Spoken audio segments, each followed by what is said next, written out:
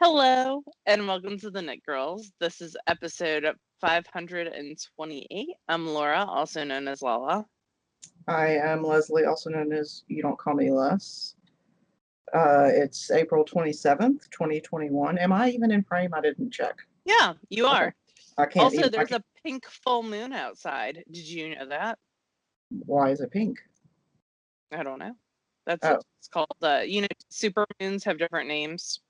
Super moons? Yes. That sounds like a marketing thing. What is a super moon? It's when the moon, I believe, is like feeling itself. Yeah. It's like I'm extra big this month. It's like when it's having a fat day or something. It's like middle schoolers the month before summer vacation. Yeah. During a full moon. They are just living their best life. Well, rock on, moon. There you go. No, like different moons have different names, like harvest moon. Yeah, I've heard of that. And then of course there's the blood moon from American Horror Story Roanoke. But it also exists too. Well, yeah, but okay. It's an excuse to mention American Horror Story. There you which go. is always entertaining. All right. Would you like to go first, or would you like me to go first? I don't care. I'll go first because I have very little to show. I've really only been working on two things this week. The first is a pair of toe-up socks out of Knit Spin Farm in the National Park Suite colorway, which was this past week. Not this week, but last week. My sister is calling me. Anyway, I'll talk to her later. So this is the first sock. I'm about to start the ribbing. And it's being knit on size 1 needles. And that's about it. It's Winnie Knits Gusset toe-up sock. So, yeah, it's my normal flow over 52 stitches. It's in my National Parks bag by AB Beth because I'm being matchy-matchy this month. And then the only other thing that I have on the needles is the Semblance Hat by Hunter Hammerson, which looks like this. For some reason, that just activated my Alexa. So this is a faux cabled hat. I spun for this hat. I spun the original pattern calls for a single ply merino that is a bulky. So I spun 3-ply, I think it was Eider or Eder. It's EIDER maybe, which is a wool that's got a little bit of a bite to it. And because I did a 3-ply, the faux cables are less noticeable than they would be in a single. But you can see all 3 colors in them, which is kind of cool. So I have a bit more work to do on this. It hurts my hands a little bit after, because it's a lot of manipulation of stitches to do that faux cable. So I'm making slow but steady progress on it. But yeah,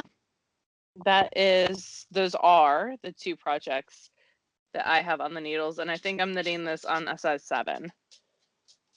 And the yarn just ran away because it is not in a bag. It actually ran all the way across the room, so I'm not even going to try to get it. Pearl might have picked it too.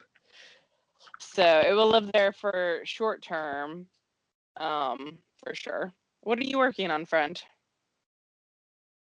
Well, I'm still working on the granny square, but I didn't bring it up because it's unwieldy. And I haven't made a ton of progress on it. I think I added 1 color and 1 gray stripe. So I've still got like 14 rows to go. And each row takes several hours at this point. Well, a couple hours probably at this point. I'll have to time it next time I change colors. But yeah, it's a lot of stitches. It's getting very, very large. The other things that I'm working on, I pulled this out and couldn't figure out where I was because I was in the beginning of it, like in the first couple charts somewhere, and didn't make a note when I put it down, and it's been several months. But I only had like 30 stitches on the needle, so it wasn't a huge loss. So then I cast it back on, and then I got through the first chart, and then you do the second chart 4 times. I got through the third repeat of that chart before I actually read the key, the chart key. And I don't know how common this is. It's harmonized. It's a Romy Hill pattern with like slip stitches and cables and lace, and it uses 2 colors. I don't know how common this is or if Romy's always done her charts this way because I just don't do a ton of lace knitting. But usually when you look at a chart, well, I say usually, on most that I've seen, here's one. When you look at a chart, the plain squares usually denote a knit, and the little dashes usually denote a purl. And if they're on a wrong side row, you usually flip that. So if you're reading it and it's a wrong side row and there's a square, that usually means, okay, you need to purl, not knit. But on this pattern, it's not the way it is. You knit, regardless of row, you knit whatever's in that square. And of course, I didn't notice that until I was through 3 of 4 chart repeats at the beginning. So I ripped it out again. And now I'm through the first little bit. So I'm using Gail's art in the Merino Yarns, Merino Yak Silk. I don't know if she still does this or not. We got this at SSK forever ago. But yeah, it's MYS is what she calls it. And it's Merino Yak Silk. And I'm using a silver and a purple color. This is the purple that's not in the skein yet, because you start with just a single color. But finally, after fighting with it for a bit, so this is what it looks like now. It's not super sexy. It's just an asymmetrical triangle with like pearl accent rows. So I'm about to start the first lace chart. So this one it's like you do chart A this many times, then chart B this many times, then chart C, then go back to chart B, then do chart C, then do chart B. So you have to keep going back and forth between them, which is good in one way because you memorize a chart and it comes back to you really quickly. You don't have to memorize a new one, but you just have to keep track of where you are. Did I learn my lesson by making a note of where I am on this pattern? No, I did not.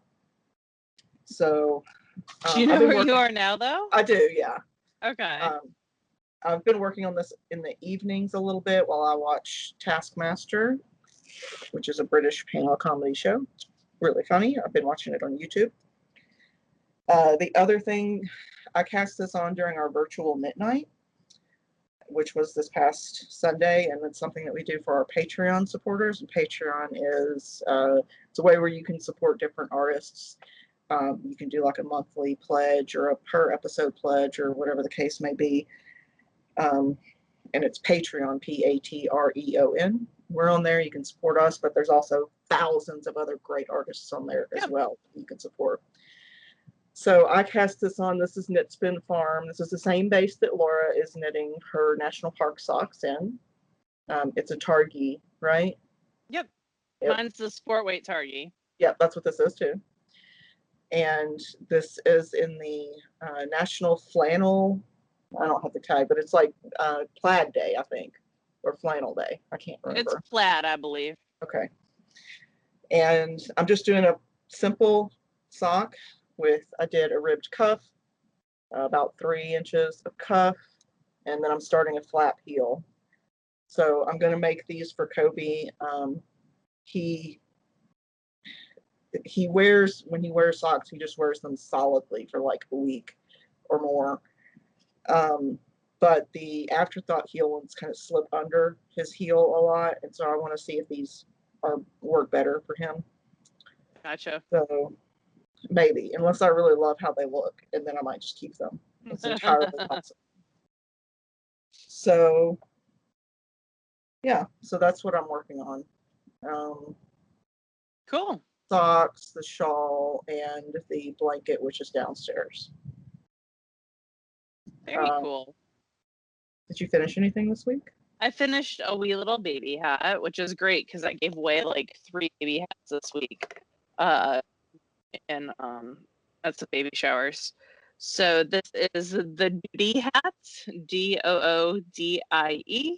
It's a woolly worm head hat. It is part of her Wee Woolly Toppers collection.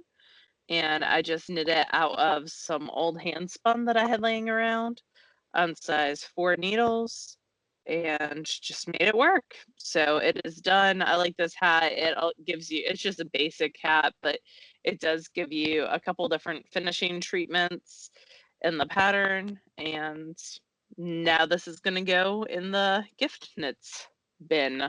And that's the last of this hand spun.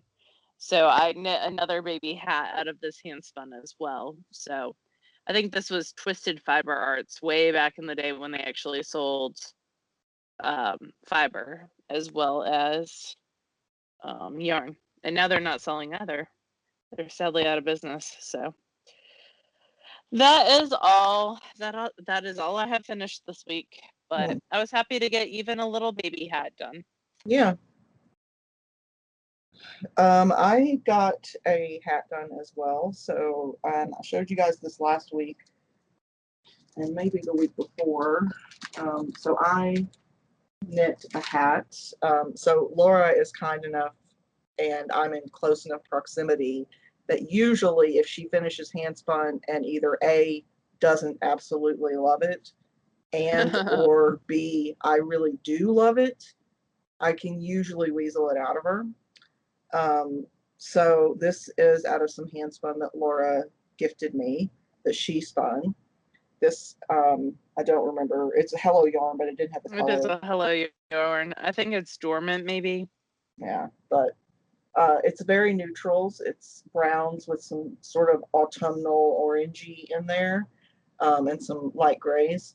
This is a sock head hat. I did a tubular cast on, so it's got a really nice clean edge, which I love. I hate doing it, but I love the way it looks.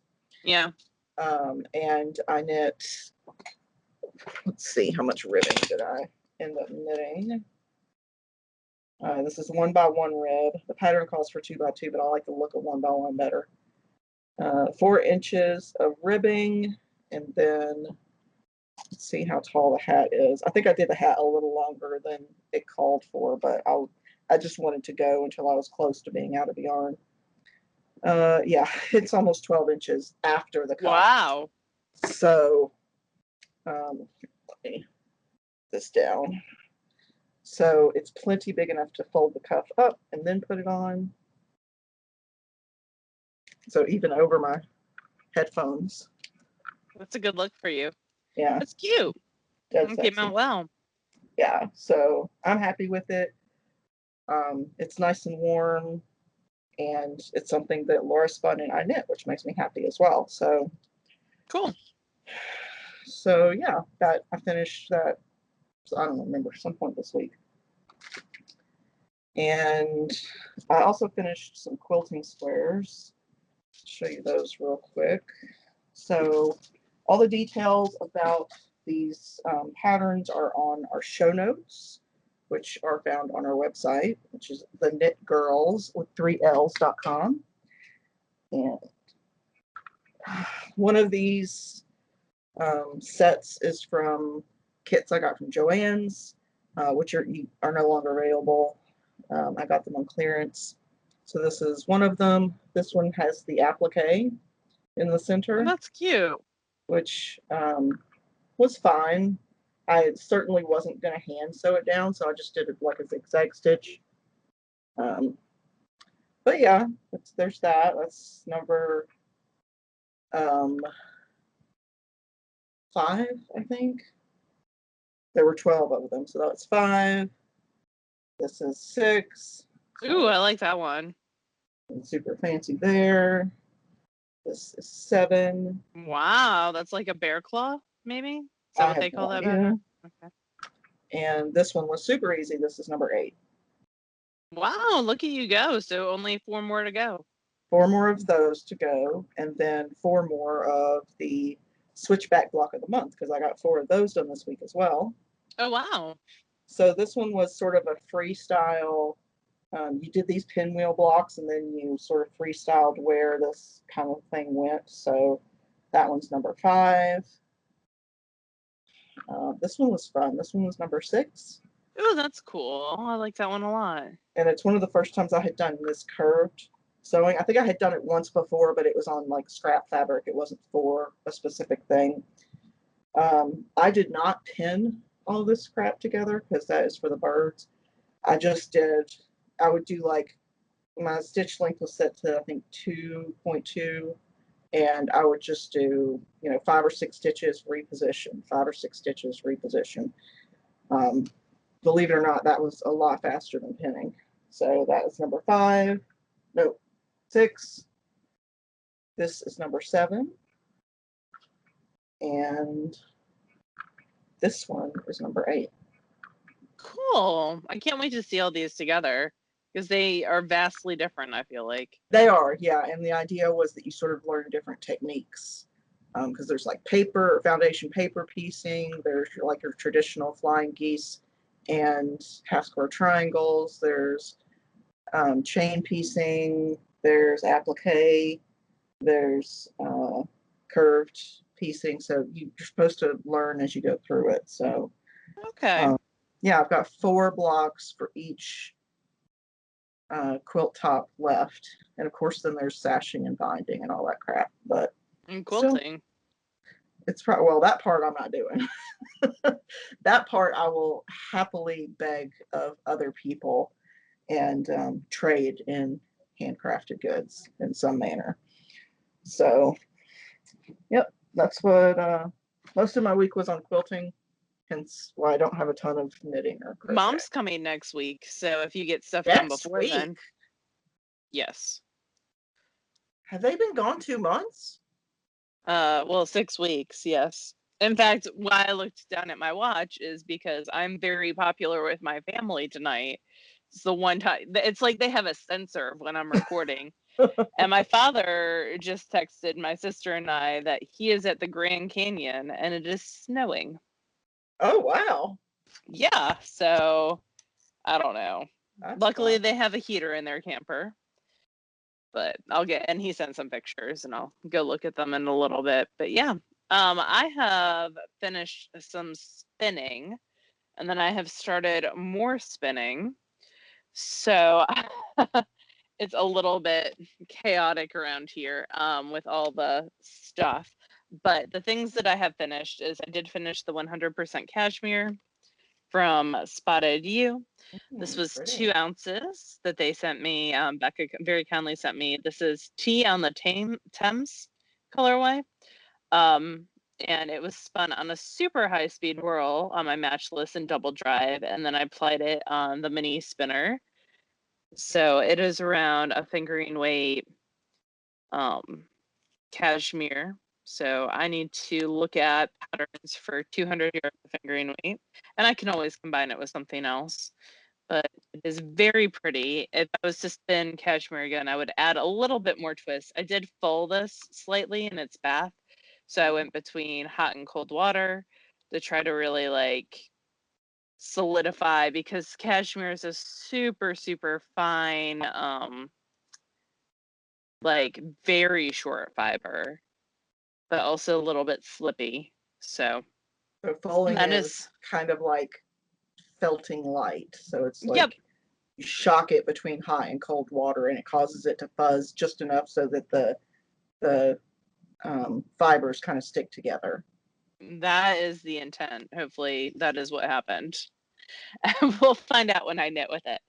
And then the other thing that I finished was the Bad Romance from Hip Strings. It is 250 yards. This was spun short forward draw on the Sparrow. It's a 3-ply, and then it was plied on the Mini as well. It's got a nice sheen to it, which is kind of hard to see. It's an oatmeal BFL, so it's a natural gray fiber, and it takes the dye a little bit differently. So it's like a rosy gray 3-ply. And what was So the fiber content again? it's an oatmeal BFL and Okay. 70%, and then 30% of a silk. Oh. So yeah. And then what I am currently spinning, I finished the singles of that light blue BFL nylon blend from 57 chapter. I finished the second set of singles of the Hello Yarn that I had spun way back in February. This is So the those will be bitter applied. fruit something. Yeah, sweet fruits, bitter roots, There you go. merino. And then that's on the Sparrow. That's what those bobbins are. So the second one of that is done. So that's 8 ounces I need to apply. And then I started on the Ladybug spinning some Jacob from Into the World. This is a newer base for them. So Jacob is naturally black and white usually. It's a spotted sheep. They have horns. They cannot be coated because they like to help each other out of their coats. They're carrying like that. So you'll find a little bit more veg matter in Jacob than some fibers that have been coated. It's like a medium fiber. What's cool about Jacob is the spots actually have different micron counts. So like the black spots or the white spots have a different micron count from the rest of the fleece. And when it's all blended together, it comes out kind of a gray. How different of a micron count?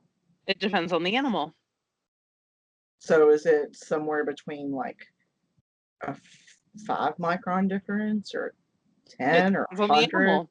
Like, Well, it's not going to be 100, but it just depends on the animal because they were bred to look for really decorative cool. purposes. Yeah. Yeah. Versus for fiber purposes, like you can still spin their fiber, but that wasn't like the sole purpose of their breeding. So they're really So interesting animals. for non-spinners, micron count is it's a count of essentially how wide the fiber is, how many microns wide it is. And Laura just gave me a look that says, I disagree with what you're saying.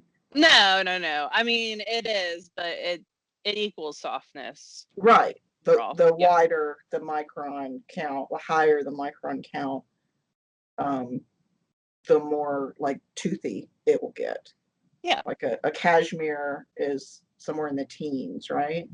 It's like 10 to 12. Okay. And like the finest merino is 18 or 19, something like that, right? Like 14. Yeah. Oh, 14 to I don't think I've ever seen a merino that low. But I don't spend as much as you do, so I'm sure it exists somewhere. Now you're making me doubt myself. I'm gonna Google real fast. I feel like the finest merino I've ever seen was a 19.5, but it's been a I've while. seen 18 for sure, but I feel like I've seen a 14. Yeah, 14.5 micron ultra merino. Okay, so that's not something I've ever spun. I think the finest I've ever spun was a 19. 14.5 is, according to Paradise Fibers, the softest, finest merino top on the market. Feels just like cashmere. Yeah. So yeah. Well, I do have some spinning. I finished spinning my Hello Yarn patchwork kit, the Oh, cool. singles, and I applied everything, but I've only wound off one of the 2 skeins.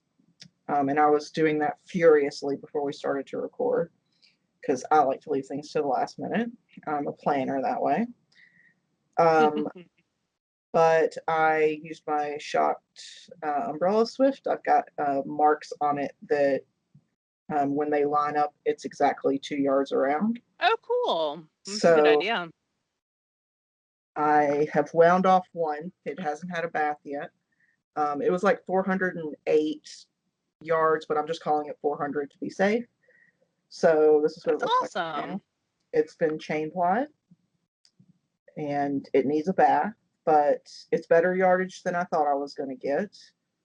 Um, if the other skein is roughly the same, then I should end up with about 800 yards of, That's I don't awesome. know what weight yet, probably around a worsted.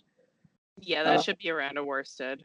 so, Just based on the numbers. Like yeah, the how much weight versus how much yardage. yeah.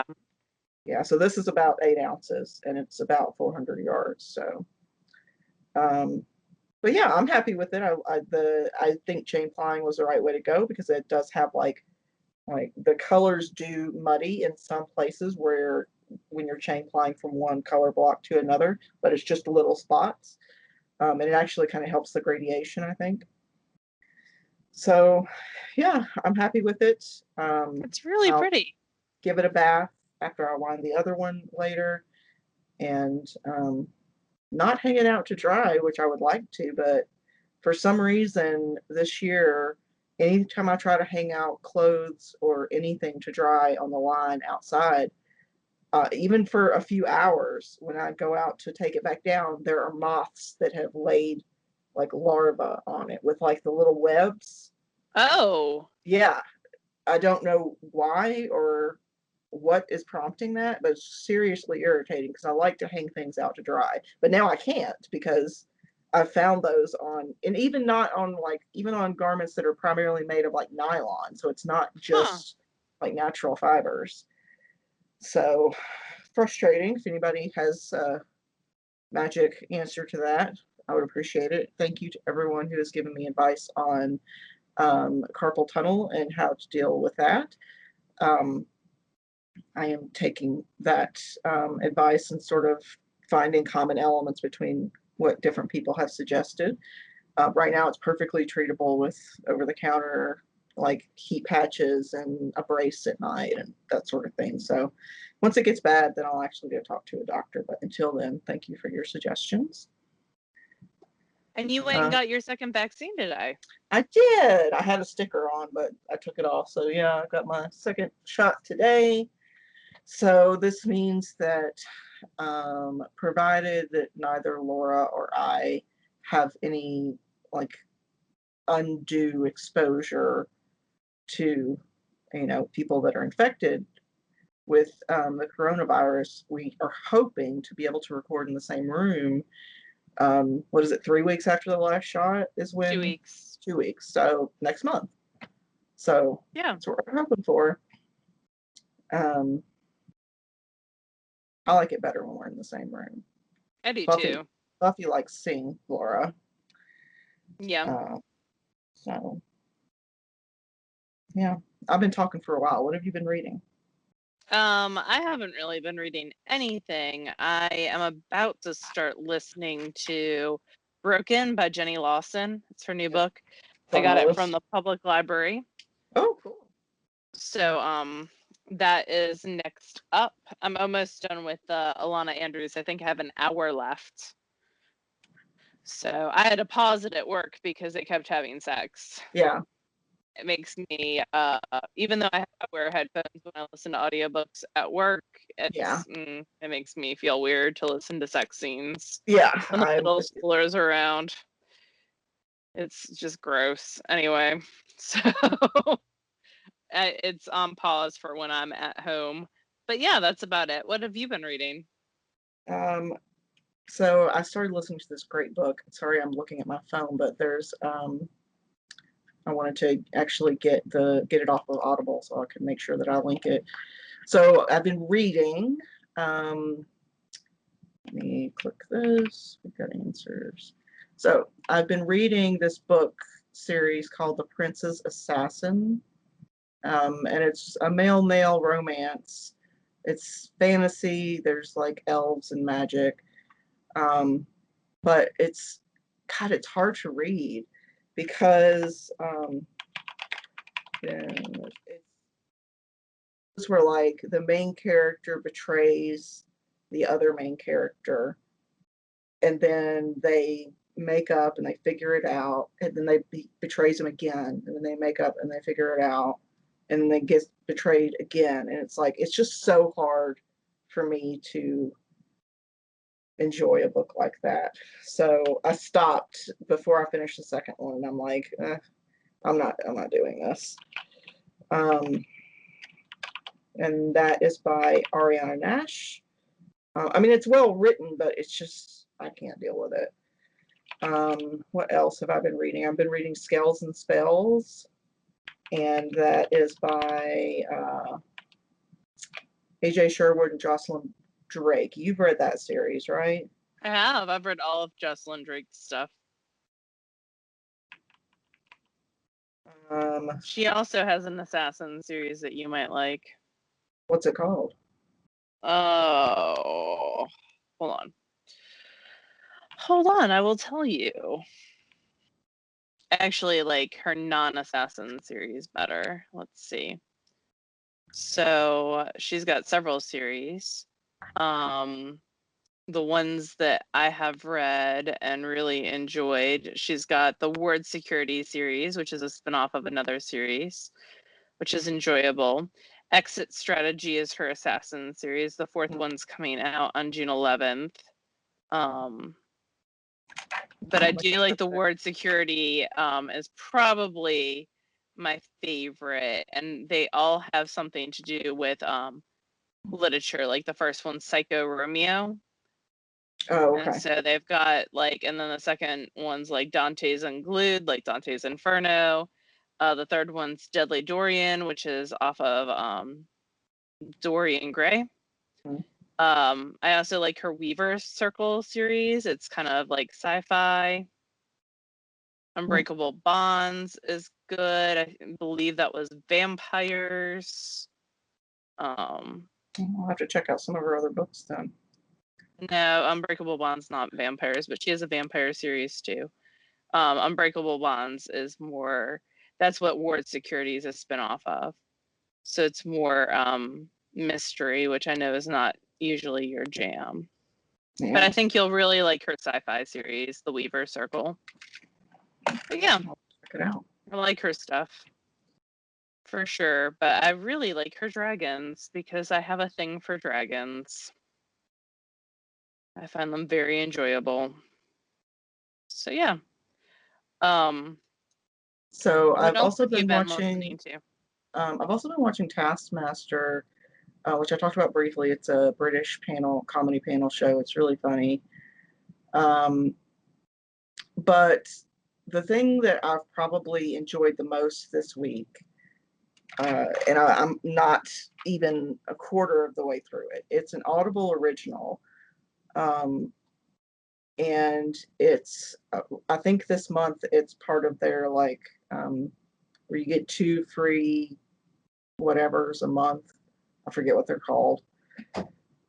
Like Audible only exclusive things. You get 2 free per month if you're an Audible member. So this is one of those, and it's called We've Got Answers, and it's produced by Charlemagne the God, who's a Hall of Fame, Radio Hall of Fame person. He's got a great voice, and he's done great work about just Black culture and the, how it affects everything, across the country and even the world. He teamed up with this, I think the guy's a comedian, a white guy named James Altucher. I'm sorry if I'm saying that wrong. But I guess after some event, the James person reached out to Charlemagne and said, I've got all these questions about race and equality and, everything from like reparations to like housing equality, and it covers so many things. But he's like, I've got all these questions, but I feel so stupid asking them. And so I guess Charlemagne and he got together and were like, I'm going to pair you with all these brilliant people of color for you to have conversations with them. So it's basically a series of recorded conversations between this sort of, awkward white guy and these brilliant people of color. And they're just having these conversations, and they're broken down in this really understandable and actionable way. It's Cool. great so far. And actually, one of my favorite ones, I've listened to 4 of the conversations, I think, and one of my favorite ones, surprisingly, was it was a reverend. I'm sorry, I don't have his name, but it's all linked in the show notes. But it was a reverend, and I'm not a religious person at all, but the guy just has a great voice and a great way of breaking stuff down. So if you're interested in learning more, especially if you're a white person interested in learning more in a way that is, I hate to say relatable, but in a way that's less intimidating than trying to understand this whole thing all at once, um, I highly recommend giving it a listen. Would it be Uh, Bishop William Barber the second? Is the person you're referring to? I don't The Reverend? Okay. I'm looking probably, at the there's official only one list. reverend that I'm aware of that's on there. Okay. Well, he's a bishop, so yeah, Oh, he was probably. listed. Maybe wrong. I'm wrong. I don't know. Maybe I'm wrong. I don't know. I'm just looking at the list of names. But it's really good. So I recommend giving it a shot. But yeah, that's what I've been listening to. Cool. That sounds really interesting. I wish it wasn't exclusive to Audible. Yeah, yeah, it is for now at least. What else? Stash Dash. Now I'm reading all the people that are, because they have many biographies linked on the link in the show notes. Stash Dash is going to be hosted on Discord this year. We're going to Leslie's already created a TheKnitGirlls group, so we will play around with that a little bit more. Stash Dash is actually going to start May 28th, so we'll start a planning discussion there sometime in the next couple weeks, probably the beginning of May, which is next week, and then it will run through August 31st. So I'm excited to open this new chapter in Stash Dash and see how it goes. We'll link everything on the show notes and also in Ravelry, and maybe even on YouTube so that it's easy for y'all to find. Yeah, But yeah. and I think it's safe to say that for the most part, there are a lot of you guys who have said that you've used Discord. But for Laura and I, it's something completely new. We have no exposure whatsoever to it, besides like hearing that it existed, at least for me. So we will fumble through it together. Yeah, we'll figure it out together. It'll be a learning and growing experience for all of us. Yeah, for sure. Um, And it might look a little bit different than it has in years in the past. Like I'm sure there's not editable posts that we can do, but we'll figure something else out yeah, and just make it fun. yeah, we have to adapt or die, right?